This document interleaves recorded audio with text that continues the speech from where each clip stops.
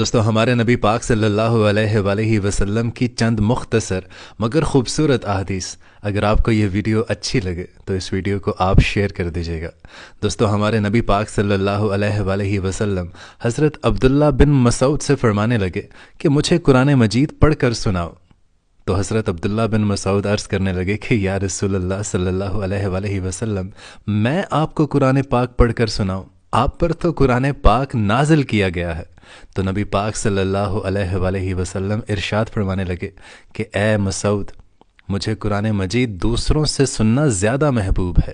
سبحان اللہ۔ اور پھر آپ صلی اللہ علیہ وآلہ وسلم ارشاد فرمانے لگے کہ تمہارا رب اپنے بندے کی اس بات پر خوش ہوتا ہے جب وہ یہ کہتا ہے کہ اے اللہ میرے گناہوں کو بخش دے، کیونکہ تیرے سوا کوئی اور ذات نہیں جو میرے گناہوں کو معاف کر سکے، اس لیے گناہوں کی معافی مانگتے رہا کریں۔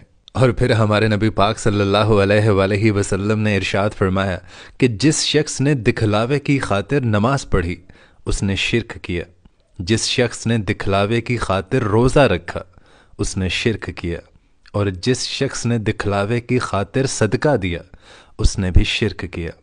لہٰذا ان تینوں کاموں میں احتیاط برتیے گا۔ اور دوستو یہ حدیث ان لوگوں کے لیے ہے جو زیادہ تر سفر میں رہتے ہیں، ایک سٹی سے دوسری سٹی، ایک شہر سے دوسرے شہر، ایک ملک سے دوسرے ملک۔ یہ حدیث ان کے لیے ہے۔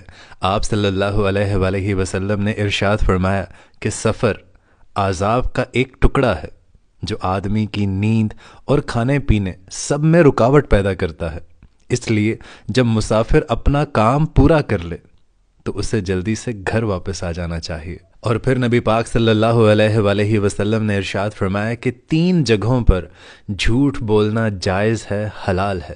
3 جگہوں پر۔ پہلی جگہ، آپ اپنی بیوی کے ساتھ جھوٹ بول سکتے ہیں اگر وہ آپ سے ناراض ہے تو صلح کرنے کے لیے، اگر آپ کو لگتا ہے ایسی سچویشن ہے کہ تھوڑا سا جھوٹ بولنے سے اگر آپ کی بیوی آپ سے راضی ہو سکتی ہے تو آپ جھوٹ بول سکتے ہیں اس کے ساتھ، لیکن اس کا ناجائز فائدہ نہیں اٹھا سکتے آپ۔ صرف اس سچویشن میں کہ آپ کو لگے کہ شاید میرے چھوٹے سے جھوٹ سے اس کا موڈ ٹھیک ہو جائے گا، یہ میرے سے راضی ہو جائے گی، تو اس سچویشن میں آپ جھوٹ بول سکتے ہیں اپنی بیوی سے۔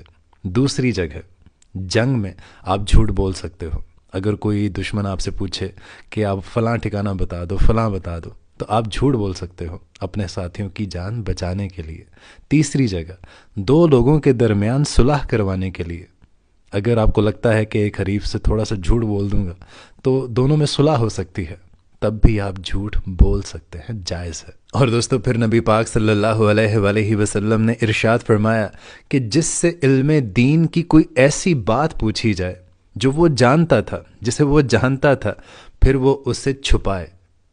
یعنی اگر کسی نے کسی سے سوال پوچھا اور وہ جانتا تھا لیکن جان کر اس نے اسے نہیں بتایا، تو ایسے شخص کے لیے نبی پاک نے ارشاد فرمایا کہ قیامت کے دن اسے آگ کی لگام پہنائی جائے گی۔ اگر کوئی بھی آپ سے دین کے متعلق پوچھے اور آپ جانتے ہوں تو اسے لازمی بتائیے گا۔ اور دوستو نبی پاک صلی اللہ علیہ وآلہ وسلم نے ارشاد فرمایا کہ اللہ تعالیٰ اس شخص کے چہرے کو تر و تازہ رکھتا ہے جس نے میری حدیث سنی اور آگے لوگوں تک اسی طرح پہنچا دی۔ جزاک اللہ۔